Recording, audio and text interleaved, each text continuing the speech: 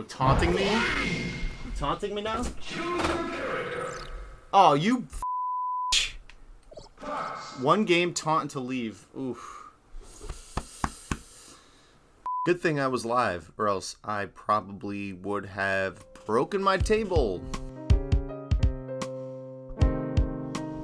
What the hell? Forget this game. Forget this game.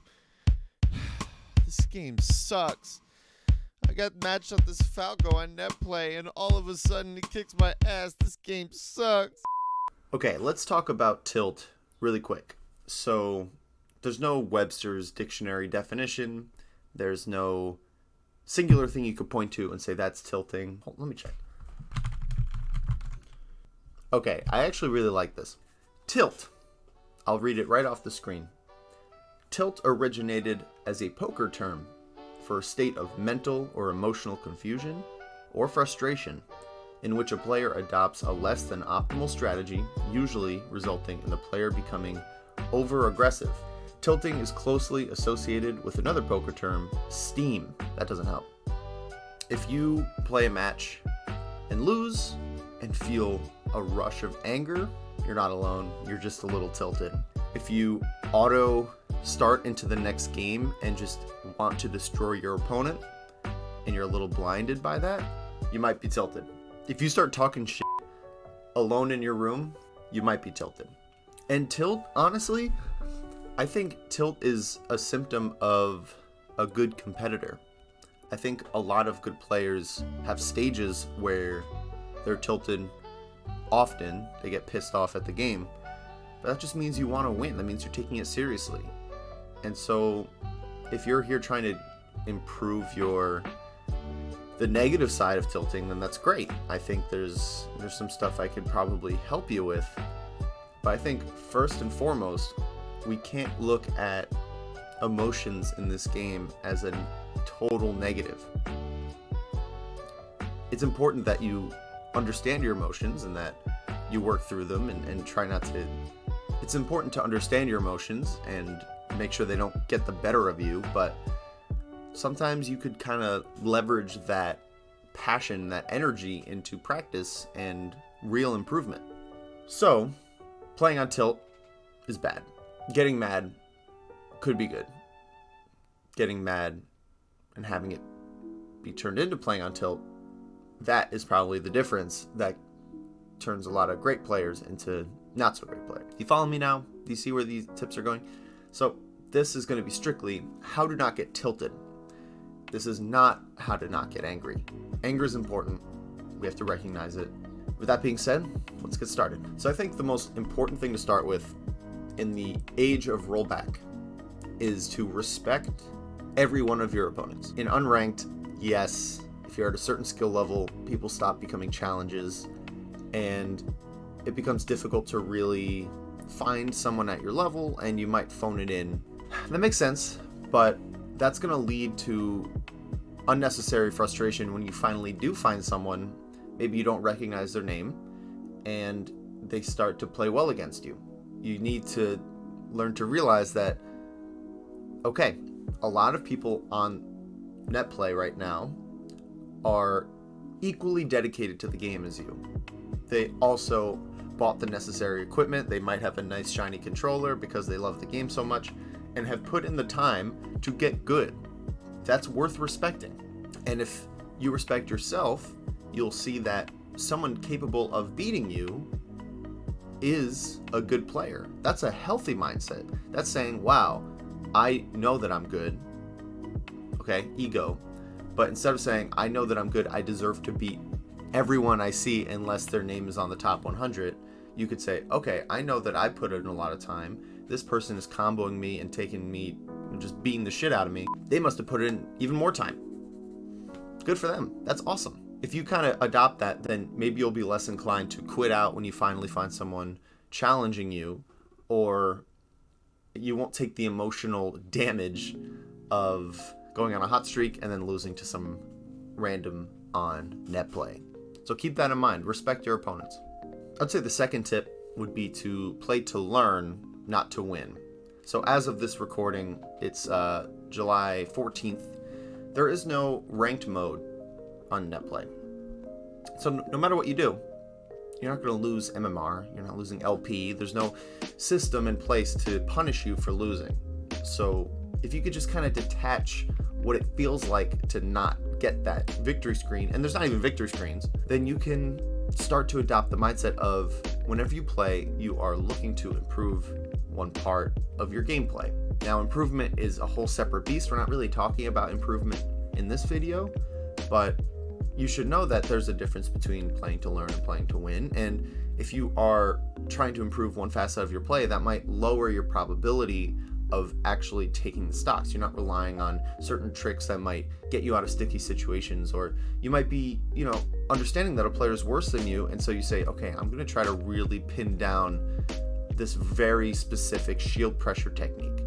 That's not quite your strong suit, but as you work on it, you'll get better. That's a healthy mindset. And so once you start doing that as often as possible, realizing that there's nothing on the line, you're not playing for money, then great. You can start playing to learn, not to win. Okay, here's one that might be controversial. I don't think anyone should homie stock ever.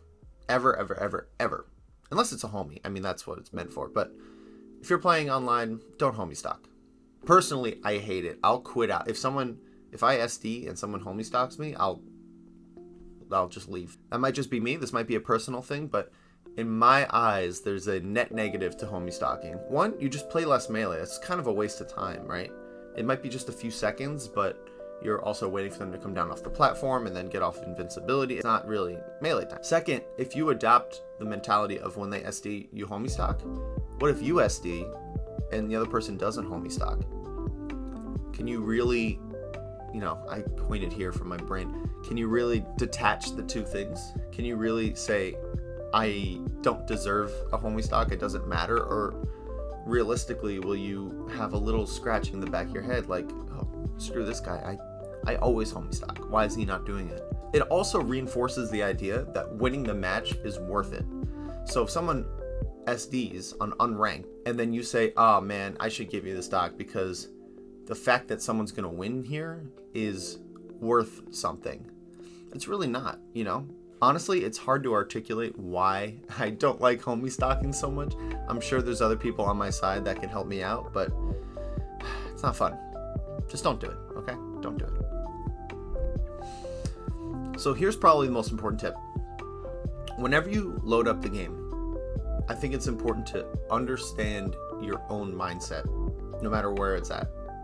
So some people would say take breaks. I've seen a video for improving on League of Legends that says, play a few games at a time and take a break.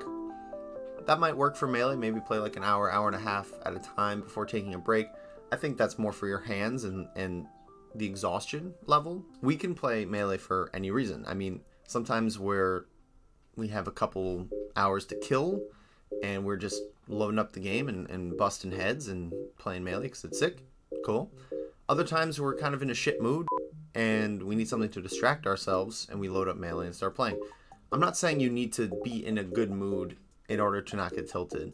Again, this is not about being mad or being frustrated, but you have to kind of take a second, just as you're loading up the game, as you're starting up Slippi and logging in or whatever, just take note of where you're at, right? If you're playing to kind of escape some stuff, then recognize that you might not be playing your best, that there's might be some stuff that you miss, and the negative mood outside the game might impact your next few, and that's totally okay. If you start fighting against that reality, if you start expecting perfection out of yourself, then you're gonna start spiraling and getting worse and worse, and then you're gonna get, that's tilt. That's true tilt if you think about it. But if you just head into it and you say, okay, I'm gonna play my best, and maybe I'll find someone way below my skill level and just beat up on them for a little bit. There's ways to kind of still really enjoy the game even if you're not playing at 100%. And at the same time, if you're in a great mood, it doesn't mean you're gonna play well either. It's not directly correlated. So don't expect anything and allow yourself to just be in a good mood and Don't put too much, again, tip 2, play to learn, don't play to win. As long as before you start playing, you kind of clock it real quick. Okay, I'm a little stressed, kind of hungry, and I didn't have a great day at work. Just understanding that, and then maybe if you start getting really frustrated, you can pinpoint where those issues are coming from rather than punch your table. I'm guilty of punching my table. Okay, here's one more tip. Stress balls, right? Okay, here's just like random tip. Get a stress ball. I think stress balls are the new meta in the online Melee discourse. I think that now that we're not next to each other, now that we're isolated and don't have that social pressure of not raging, like everyone as far as I know that I play online is having a huge meltdown every time I take a game.